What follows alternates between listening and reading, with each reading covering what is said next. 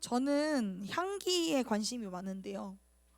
그래서 막 별로 안 친한 분인데도 막 핸드크림 냄새 되게 좋다 하면 이제 갑자기 죄송한데 핸드크림 뭐 쓰세요? 이렇게 막 물어보고 합니다. 꽤 좋아하는 향은 이제 새콤달콤한 이 복숭아 향을 굉장히 좋아하고요.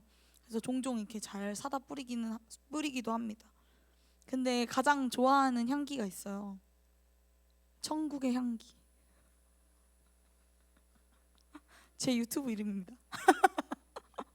좋아요와 댓글과 구독과 알림 설정 부탁드려요. 하여튼 이 천국의 향기라는 이름을 붙이게 된 이유는 헤븐스 센트인데, 그 향기는 숨겨지지 않고 확산성이 어마무시하기 때문입니다. 저는 저에게서 이 천국의 향기가 짙게 났으면 좋겠어요. 이 천국 향기가 저를 통해서 또 널리 퍼져나갔으면 좋겠습니다. 그런 원함에서 이런 이름을 이제 붙이게 되었어요. 우리 여러분들은 어떤 향기를 좋아하시나요? 어떤 향기가 여러분들에게 났으면 좋겠어요? 우리 여러분들에게도 또 천국의 향기 그리고 예수님의 향기가 나는 여러분들 되시기를 간절히 소망합니다. 지난주에 우리는 로마의 한 백부장에 대한 말씀을 들었는데요. 이 백부장의 이름은 뭐였는지 아시는 분, 제일 빨리 손을 들어주신 분께 상품을 드려요. 이 백부장의 이름은 뭐야 얘들아, 우리 방금 읽었잖아. 휘영이. 고넬료 와서 받아가세요. 여러분 집중해서 잘 들으세요. 은혜가 있습니다. 네, 이 고넬료, 하나님을 경외하는 이 고넬료에게 사자가 나타나서 베드로를 청하라 하였죠. 그래서 고넬료는 이 베드로를 초청하고 복음을 전해 듣습니다. 다 알지는 못하지만 하나님의 말씀에 순종하여 베드로를 초청하였을 때 고넬료와 그 가정은 복음을 듣게 되고 예수님을 믿게 되는 은혜가 있었죠. 그런데 그 과정 가운데서 사용하신 것은 무엇이었습니까? 무엇이었어요? 빨리. 두 글자예요, 두 글자.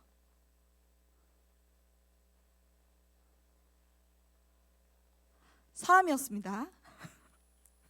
네, 사람이었습니다.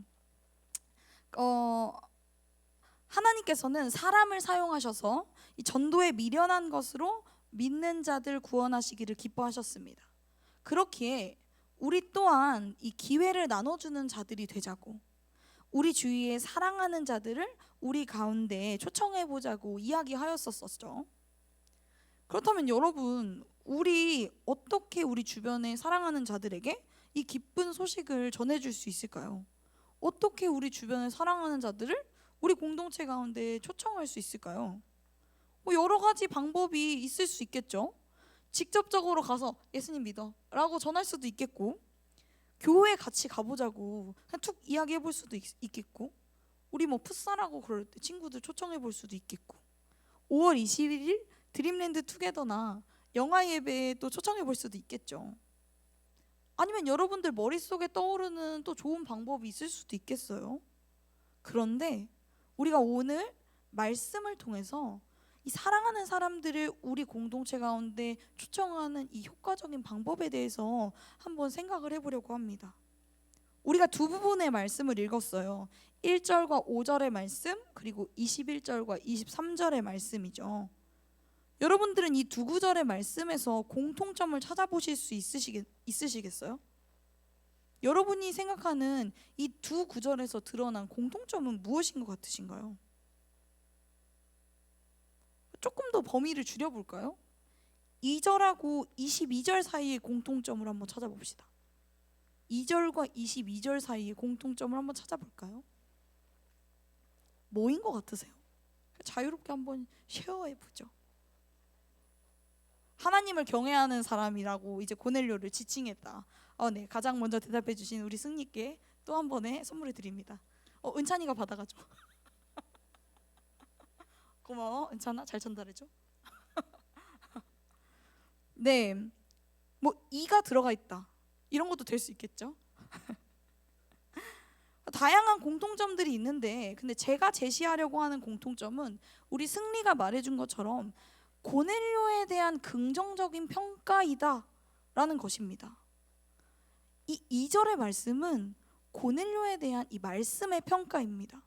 그는 경건하고 온 집안과 더불어 하나님을 경외하는 자였으며 백성을 많이 구제하고 하나님께 항상 기도하는 자였습니다. 하나님 두려워할 줄을 알았고 재물을 자기 혼자 움키기보다 약한 자들과 함께 나누었으며 하나님께 기도하는 자였다라는 것이죠. 그의 삶의 모습에서 이 경건함이 너무도 선명하게 드러났습니다. 그가 하나님을 경외하는 사람이라는 것은 그의 삶을 보면 알 수 있는 것이었어요. 사람들이 그를 볼 때 아, 저 사람 하나님 경외하는 사람이구나 라는 것을 느낄 수 있었습니다.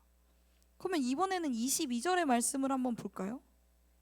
22절의 말씀은 이 고넬료의 하인들과 부하의 고넬료에 대한 평가예요. 여러분, 전도사님도 이제 일을 해봤는데요, 상사 그리고 사장님을 좋게 평가하기란 쉽지 않은 일입니다. 전도사님도 전에 일했던 곳 사장님이 전사님을 너무 많이 힘들게 했었어가지고 다른 사람들이 너네 사장님 어때? 라고 물어보면 이렇게 먼저 하게 되더라고요. 그리고 지금 일을 그만둔 상황인데도 불구하고 생각만 해도 힘들었지 라는 생각이 들고 여전히 좀 좋지 않게 평가하게 되기도 합니다. 그런데 지금 이 22절에서는 고넬료의 하인들과 부하들이 이 베드로 앞에서 고넬료를 평가해주고 있는 것이에요. 이 유대인 베드로에게 이방인인 고넬료를 굉장히 좋게 소개해주고 있는 것입니다. 백부장 고넬료는 의인이요 하나님을 경외하는 사람이라 유대 온 족속이 칭찬하더니 그가 거룩한 천사의 지시를 받아 당신을 그 집으로 청하여 말을 들으려 하느니라 한대. 고넬료는 정말 의인이고 하나님을 경외하는 사람이었던 것 같아요. 하인들도 그렇고 부하들도 이 고넬료를 굉장히 좋게 평가하고 있죠.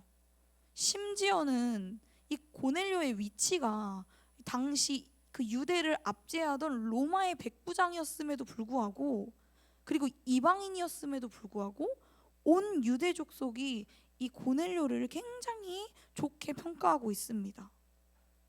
그의 삶의 모습 한 절 한 절에는 하나님을 경외하는 자의 모습이 잔뜩 배어 있었던 것이죠. 그의 삶의 모든 모습이 하나님의 향기를 풍기고 있었던 것입니다. 전도사님은 19살 때 인격적으로 하나님을 좀 경험하고 술을 마시지 않기로 결단을 했어요. 하나님 말고 다른 주님을 의지하고 섬기고 싶지 않았기 때문이죠. 그래서 전도사님은 단 한 번도 술을 마셔본 적이 없습니다. 대학생 때, OT 때, MT 때도 말이죠. 선배들이 이렇게 와서 너 술 마셔 이렇게 하면 저 안 마셔요 라고 거절하면 뭔가 세상이 들쭉날 것 같고 내 인생 꼬일 것 같고 이랬지만 그 담대하게 용기를 가지고 저는 안 마셔요 했습니다. 그러니까 전혀 안 꼬이더라고요. 저는 그리스도의 향기를 풍기는 사람이 되기 위해, 우리 주님만 섬기는 사람이 되기 위해 고독하게 물잔을 기울였습니다. 근데 자꾸 술자리에 부르는 거예요. 가면 또 너 왜 안 마셔? 그러면 나는 술 안 마셔. 나는 교회 다니고 예수님 믿거든. 하고 열심히 이야기하면서 저의 신앙을 지켰어요. 그러던 어느 날이었습니다. 제 친구가 또 지혜 술 마시러 가자 이렇게 하는 거예요. 그래서 나는 술 안 마시는데 괜찮아 그래도 가자. 그래서 그날은 이제 물어봤어요 제가. 근데 나 술도 안 마시는데 너네 왜 자꾸 나 부르는 거야? 친구가 뭐라 했는지 아세요? 넌 술 안 마셔도 마신 사람 같다. 그리스도의 향기를 풍기기 위해 금주를 했는데 마시지도 않은 술 향기를 폴폴 풍기고 있는 사람이었던 것이죠. 그것이 계기가 되어 저를 돌아보게 되었습니다. 이 물을 따라 놓고 술 게임을 하고 맨정신이라 끝까지 살아남고 개그 하이에나라는 별명을 가지고 남들 마음 어려워질 때까지 말장난치고 욕쟁이 할머니처럼 정겹게 욕을 툭 내뱉는 저를 돌아보게 되었어요. 저는 예배 열심히 나가고 방학마다 수련회 사역 나가고 기도 많이 하고 술은 마시지 않았지만 저의 모습에서는 예수님의 모습이 전혀 보이지 않았던 것이죠. 그냥 술만 마시지 않을 뿐이었지 똑같았어요. 우리 여러분들은 어떠신가요? 최근 본 드라마에서 좀 인상적인 캐릭터가 있었습니다. 더글로리의 이사라. 대형교회 목사님 딸로 수능 특별 기도회와 온갖 예배 성가대를 설 정도로 열심히 교회 생활을 했지만 실상은 약쟁이의 학교 폭력의 주범입니다. 여러분들은 어떠세요? 기도하고 말씀 읽고 예배 나오고 찬양팀하고 누구보다도 교회에서 많은 시간을 쏟고 있다고 자부할 수 있는데 여러분들은 어떤 향기를 풍기고 계세요?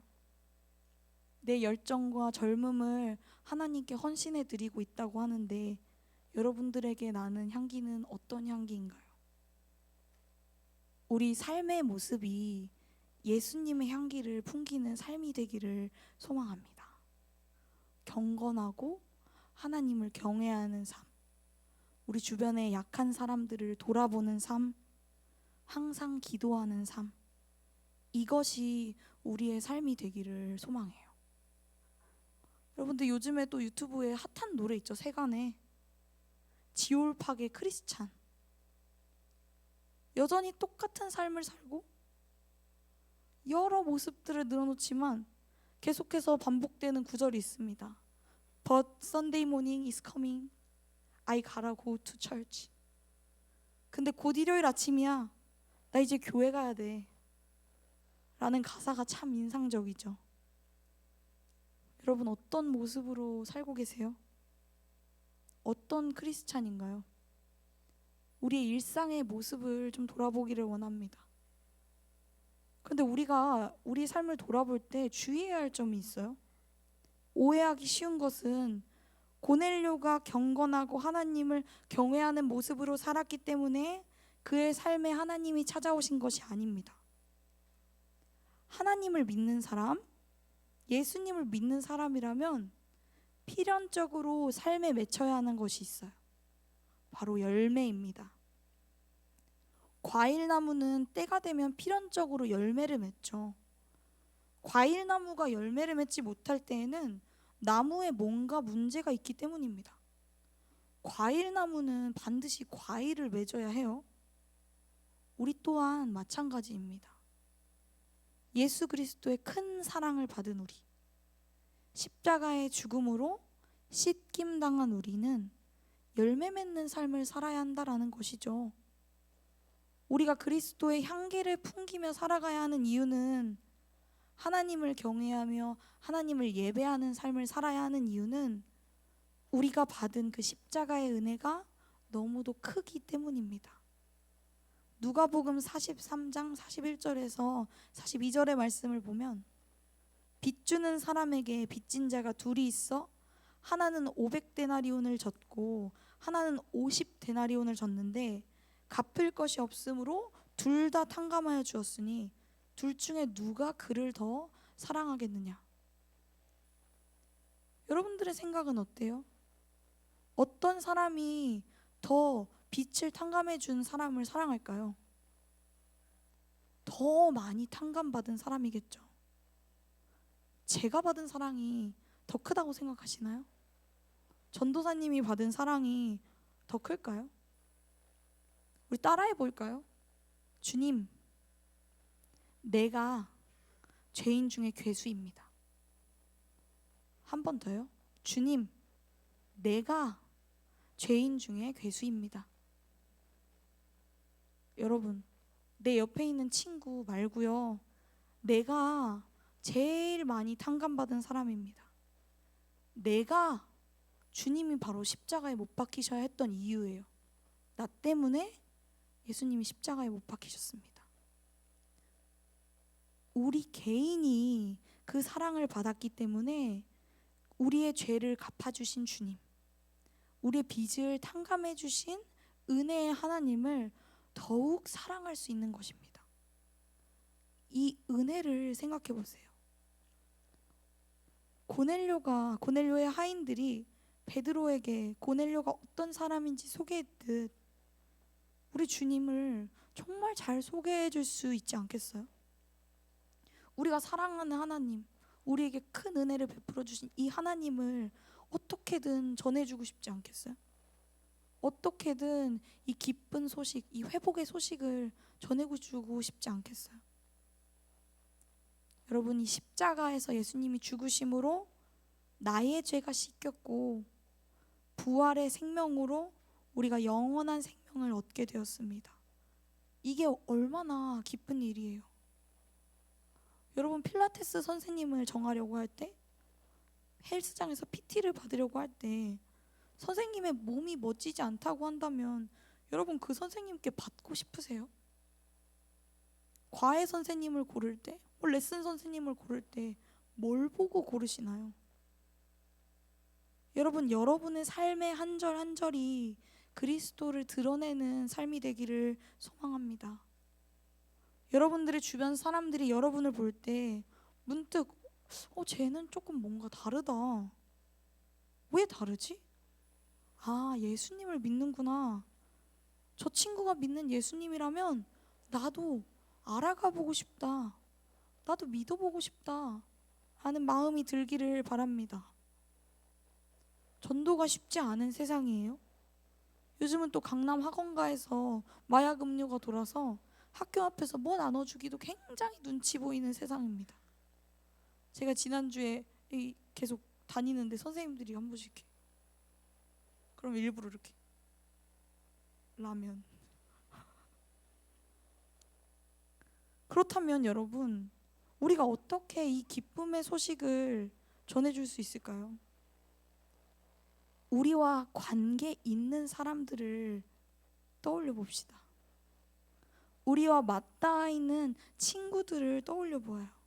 그리고 여러분들의 삶을 통해서 예수님을 전해주세요.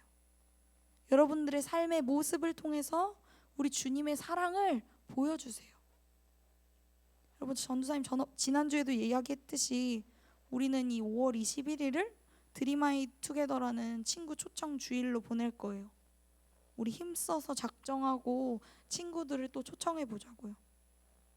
선포되어지는 복음의 메시지와 형제 자매와의 교제를, 사랑하는 우리 친구들과의 교제를 통해 우리 친구들이 사랑의 하나님을 누리고 또 온 마음을 다해 하나님 앞에 나와 볼 수 있기를 우리가 또 함께 온 마음을 다해 결단해 봅시다. 근데 쉽지 않죠. 좀 민망하기도 하고 부끄럽기도 하고. 전사님도 중학교 때부터 친한 친구가 여전히 전도 대상자입니다. 옛 지혜를 너무 잘 알아서 복음 전하기가 되게 민망해요. 제가 복음만 전하려고 친구야 이렇게 하면 그렇습니다. 그렇지만 여전히 마음에 품고 계속 기도 중이에요. 하나님의 때에 분명히 하나님께서 그 친구를 만나 주실 것이라는 확신을 가지고요. 여러분들, 우리가 친구들 하나하나를 마음에 품고 또 함께 기도하며 나아갈 때 하나님께서 놀라운 일하심을 우리 눈에 선명히 보이실 것이에요. 차마 바랄 수 없던 중에 우리를 구원하신 하나님께서 또 동일하게 놀라운 방법으로 우리 친구들을 또 구원하실 것이에요. 우리 함께 작정하고 기도로 초청을 준비해 봅시다. 우리 사랑하는 고등부 공동체 여러분, 우리의 공동체가 예수 그리스도의 향기 나는 공동체들 되시기를 원합니다. 우리 공동체가 예수 그리스도의 향기로 가득 차다 못해 흘러 넘치는 공동체가 되기를 원합니다. 그리고 우리의 삶의 모습, 그리고 우리의 삶의 모습에서 풍기는 이 그리스도의 향기가 많은 이들을 또 교회 공동체로 불러 이끄는 축복의 통로가 되기를 예수 그리스도의 이름으로 간절히 소망합니다.